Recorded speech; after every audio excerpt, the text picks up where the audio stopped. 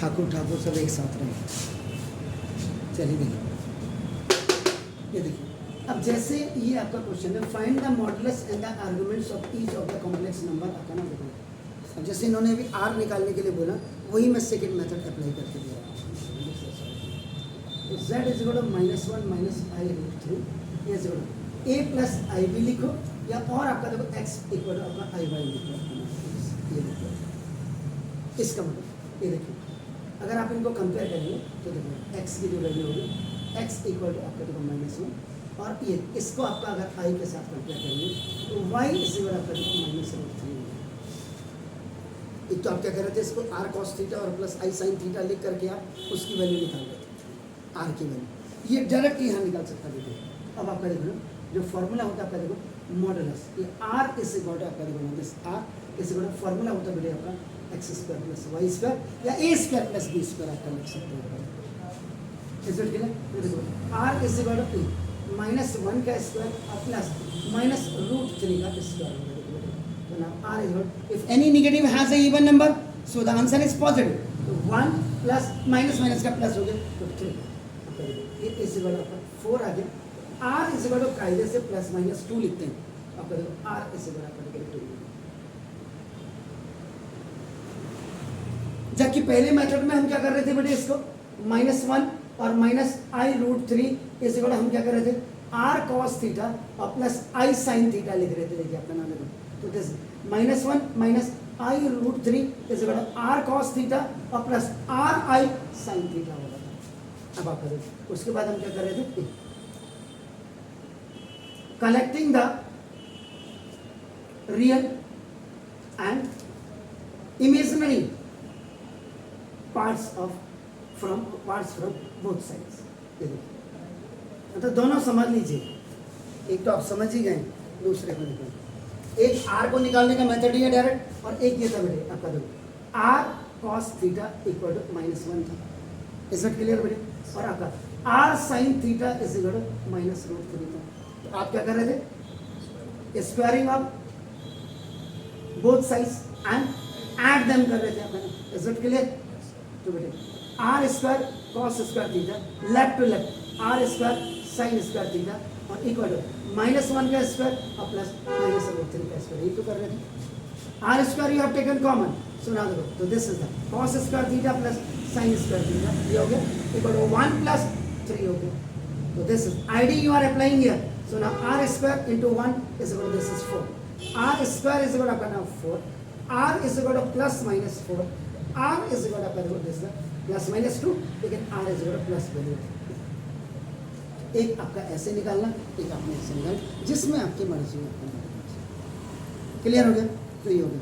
अब देखो argument of the given, अब आप क्या करेंगे, दूसरा मेथड, एक तो हमने इससे निकाला था, अब आर्गुमेंट निकालने हम, ये देखो एक मेथड आर्गुमेंट निकालने का क्या है, when you have find out this r, so r की वैल्यू यहाँ रख दीजिएगा, r cos theta is equal to -1 हो जाएगी।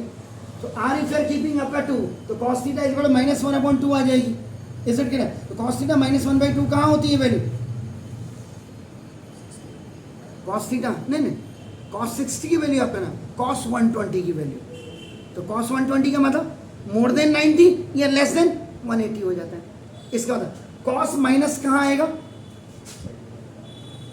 सेकंड में आएगा। तो सेकंड में आप क्या करेंगे, उसको कैसे लिखेंगे, सेकंड वाले में क्या था, जब मैंने अभी फिगर बना करके दिया था, तो सेकंड में क्या था, अभी मैंने प्लस और माइनस का बताया था, एक्स इज ग्रेटर देन 1।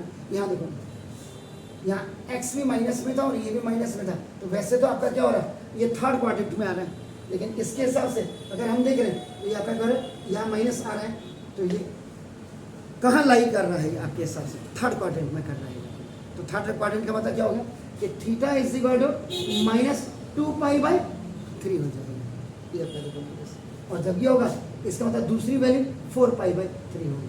जरा चेक करिए क्या लिखा था यहाँ पे, आर्गुमेंट के लिए क्या लिखा था, यस पुत्री जरा बताइए, आर्गुमेंट के लिए क्या लिखा था मैंने, -π-θ ये लिखा था। तो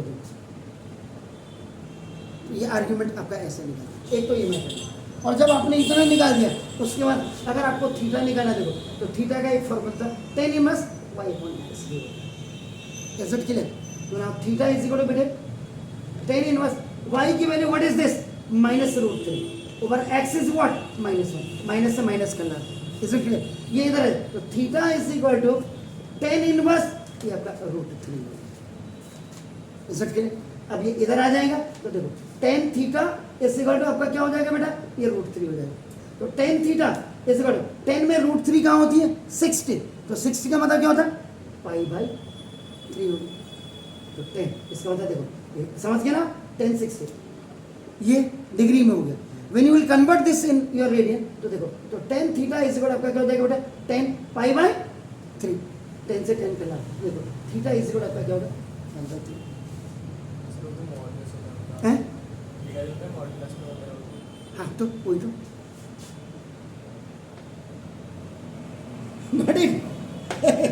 ठीक है ना तो ये हो गया तो इसका मतलब देखो बेटे अब आप देखिएगा cos थीटा और sin थीटा दोनों किस में बेटे माइनस में तो माइनस में तो इसका मतलब यहाँ पे क्या थर्ड क्वाड्रेंट में क्या होगा फॉल होगा और tan आपका क्या पॉजिटिव वैल्यू के साथ है क्लियर तो ना इसका मतलब tan थीटा इक्वल टू ये π/3 है तो इसका मतलब पाई प्लस π/3 tan थीटा ये तो 3 पाई जा 3 पाई प्लस 1 पाई कितना हो गया 4 पाई कहीं मैंने लिखा था अभी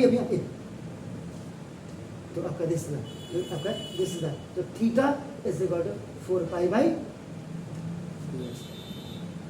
चलिए तो ये मॉडुलस निकालिए तब ये मॉडुलस से ज़्यादा आपके नहीं चलिए प्लीज डू इट कोई बात नहीं जी बेटा थीटा -2 पाई